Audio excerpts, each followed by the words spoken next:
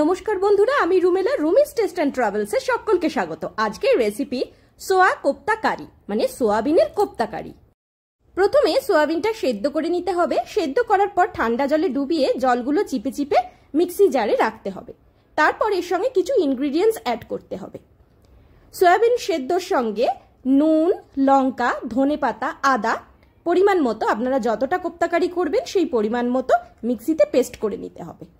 মনে রাখতে হবে সোয়াবিনের মধ্যে জলগুলো যেন খুব বেশি না থাকে, জলগুলোকে একেবারে চিপে তবেই পেস্ট করতে পারবেন। না হলে যখন পেস্টটা হবে তখন সোয়াবিনের মধ্যে জল থাকলে সেগুলো থকথকে মতন হয়ে থাকবে, বাইন্ডিংয়ের পক্ষে অসুবিধা হবে। মিক্সির পেস্টটা দেখতে পাচ্ছেন কতটা সুন্দর হয়েছে। এরপর বাইন্ডিংয়ের জন্য আমরা আরও ইনগ্রেডিয়েন্টস নেব, কিন্তু একেবারেই জল জলে নেই কিন্তু পেস্টটা। সোয়াবিনের আর একটা রেসিপি আমি আমার চ্যানেলে অলরেডি করেছি, সোয়াবিনের মুইঠা। সেটা আমি ডেসক্রিপশন বক্সে লিঙ্কটা দিয়ে রাখবো, সেটাও আপনারা দেখবেন। মুইঠা বা কোপ্তা কারি এই দুটো সোয়াবিনের একটা অসম রেসিপি। শুধু সোয়াবিন যারা খেতে ভালোবাসেন না তাদের পক্ষে তো এটা একেবারে মন ভরানো। যাই হোক, এরপর বাইন্ডিংয়ের জন্য আমরা বেসন নিয়ে নেব। বেসনের সঙ্গে আমরা কুচো করে কেটে রাখা পেঁয়াজ, আর যদি মনে করেন নুনটা ঠিক মতন কম বা বেশি হয়ে যায়, সেটা যদি নুনটা খুব কম হয় তাহলে এর মধ্যে আর একটু নুন দিয়ে দিতে পারেন। এরপর আমরা পুরো পেস্টের সঙ্গে বেসনটা ভালো করে মিশিয়ে গোল গোল বলের আকার করে নেব। আর একটা কথা মাথায় রাখবেন, সোয়াবিনের পেস্টটা যখন মিক্সিতে ঘুরিয়েছি তখন কিন্তু আমি শুধুমাত্র আদা নিয়েছি, কিন্তু যখন সোয়া কোপ্তা কারিটা যখন তৈরি করা হবে তখন আদা নেব না, তখন শুধুমাত্র রসুন নেব।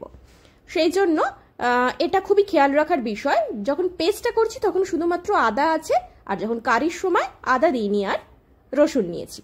এটা আপনারা স্কিপও করতে পারেন আপনাদের ইচ্ছা মতো। এরপর আমি সাদা তেলে সোয়াবিনের বলগুলো ভেজে নিচ্ছি, লাল লাল করে এপিটোপিট করে। তবে আপনারা সর্ষের তেলও ব্যবহার করতে পারেন, সেক্ষেত্রে স্বাদের কোনো অসুবিধা হবে না।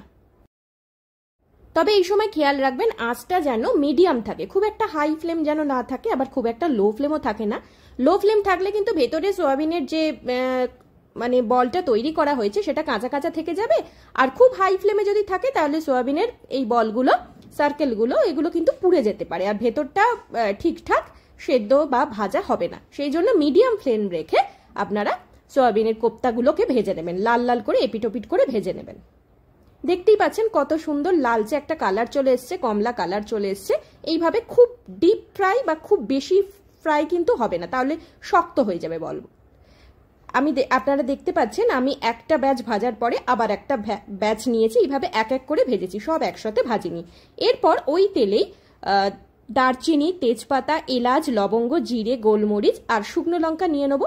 মানে পুরো কথা হচ্ছে গোটা গরম মশলা, তার সঙ্গে তেজপাতা, শুকনো লঙ্কা নিয়ে ফোড়ন হিসেবে নিয়ে তারপরে আমি একটা পেস্ট করে রেখেছিলাম। সেই পেস্টের মধ্যে ছিল রসুন, টমেটো, পেঁয়াজ। এই পেস্টটা আমি করে নিয়েছি। আপনারা চাইলে আলাদা আলাদা করে টমেটো পিউরি করতে পারেন, পেঁয়াজটাও আলাদা পেস্ট করতে পারেন, কিন্তু আমি একসাথেই করে নিয়েছি।